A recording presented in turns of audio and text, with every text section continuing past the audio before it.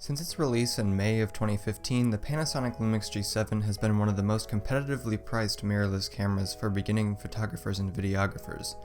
But how does it hold up in 2020? Let's find out.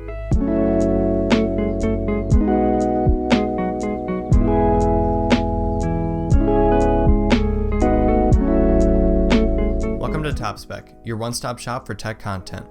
And before this video begins, I just thought that I'd say that I actually bought my Lumix G7 without the kit lens to save a little bit of money, and I actually bought the 25mm f1.7 lens from Panasonic instead. The Lumix G7 usually runs for about $500 in various bundles, but I got mine for under $400 because I bought it without the kit lens.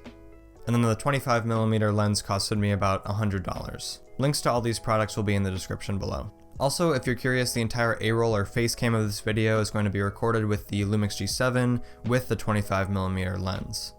So I've been using this camera, the Nikon D3200, to record my past two Top Spec videos, and although the Lumix G7 only came out like 3 years later, it was still a major upgrade for me.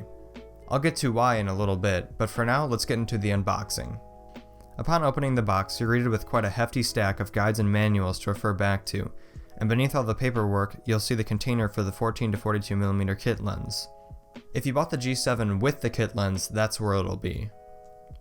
In the container next to the kit lens is the charger as well as the battery, and then we have the Lumix G7 itself.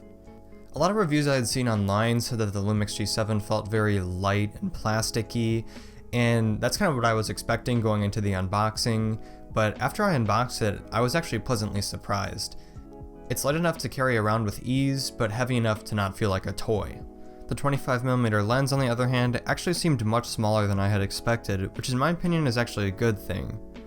I bought this lens because it seemed to be the most highly rated lens for the G7. The G7 uses the Micro Four Thirds system, which means the camera has a crop factor of 2 when compared to a 35mm full frame camera.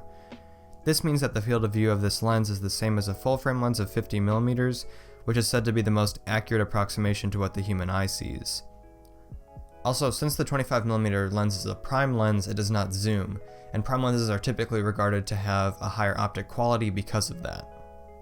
Also, since the G7 and the 25mm prime lens are so small, I highly recommend this camera for a camera that you might be on the go with and taking on road trips. You could easily take the G7 with you to a family event in a small bag and not have everybody look at you like you're going to be recording some kind of documentary with a massive camera rig. So now that we have the camera and the prime lens unboxed, let's get into my first impressions. Like I'd said before, this camera is a major upgrade for me from the D3200. Reason being, it records in 4K 30fps and 1080p up to 60fps. This means it's capable of recording in that crispy Ultra HD, and it's also capable of slow motion. The G7 also features a fully articulating flip-out LCD screen, which is extremely helpful for when you're doing something like I am and recording YouTube videos. It also features 2 customizable dials on the side where you can maybe adjust your aperture or your ISO settings. It also features a hot shoe slot and microphone jack, so if you wanted to maybe put an external microphone on there and plug it in directly to the camera, you could easily do that. The G7 also has built-in Wi-Fi and an app that you can download to your phone so that you can connect to it and maybe control the focus or start and stop recording or take photos. I found this feature extremely useful because I'm a solid 3 feet away from the camera right now, so going up there and adjusting the focus really is not ideal. As I mentioned in the beginning of the video, this camera is mirrorless, which means it's not exactly like a regular SLR camera, where it shows you a preview of what your photo might look like through an arrangement of mirrors, but instead takes the exact same image that you're seeing on your LCD screen and putting it in the OLED viewfinder. So now I've been going through a lot of pros about this camera, and like all technology, this camera isn't all butterflies and roses, so let's get into some cons. So while I'm on the topic of the OLED viewfinder, one thing that I noticed is the proximity sensor that tells the camera whether to use the LCD screen or the OLED viewfinder seems very sensitive. I found the camera often switching to the OLED viewfinder when my face wasn't even near it. Maybe I had my finger a couple inches away from it and it still detected it and the LCD screen would turn off, so I would have to wait another second for it to turn back on.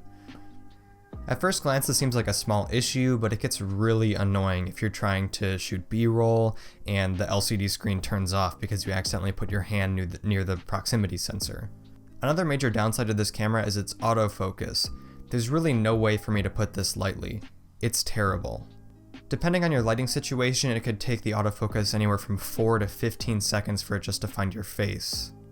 I knew this coming into my purchase, as I just intended to use the manual focus for A-roll and just not move too far out of focus.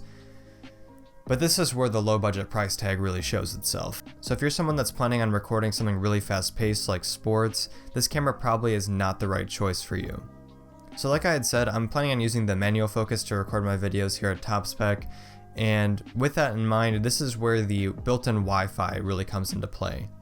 Using the app to adjust focus works almost flawlessly.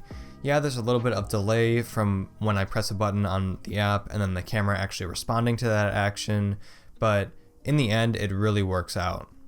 I'm able to set up my tripod and camera, get my lighting set up, get my microphone set up, sit in frame, and then just simply adjust the focus on my phone while I'm sitting in frame. Honestly, without the app and being able to adjust focus on my phone, I don't really know how I'd feel about this purchase. So now that I've given some pros and cons about the camera, I'm going to show you some sample footage and photos that I took just to show you what exactly the camera can do. Keep in mind that all these videos are recorded with the 25mm f1.7 lens and not the kit lens. I found that even though this camera is a mirrorless camera, which usually performs worse than most DSLRs in low light, the Lumix G7 didn't do too bad in low light conditions due to the fact that the max aperture of the lens is so big. You'll never know when you might need to record video or take photos. Because of this lens's focal range, you get a lot of background blur or bokeh, which makes it great for portraits or close-up shots on plants or animals. And obviously, if you intend to purchase this lens, remember that it's a 25mm prime lens, which means it's fixed to that focal distance. You can't zoom in or out. If you want that capability, you'd have to find a lens with a wider range of focal lengths. So after my many experiences with the Panasonic Lumix G7, I'd say that this camera is not the best option for somebody who's looking into professional photography or videography. However, I'd say that this camera is a great camera for somebody who is just starting in videography or filmmaking, or maybe even making a YouTube channel, and doesn't want to invest thousands of dollars into video or camera equipment. If you're looking to shoot video and do a little bit of photography on the side, this camera will get the job done. But if you're looking to mainly do photography, I would look into Canon's line of cameras because of the Canon EF mount and their wide variety of lenses. But when it comes to shooting video, I'd say that this camera is still the king of bang for your buck cameras, even after 5 years of existence.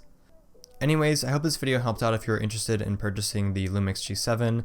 I'll leave a link to the camera with and without the kit lens in the description, as well as a link to the 25mm prime lens. Drop a like on the video if you enjoyed, and subscribe if you want more tech content like this. Anyways, that's about it. I'm Connor, and this is Top Spec. Thanks for watching.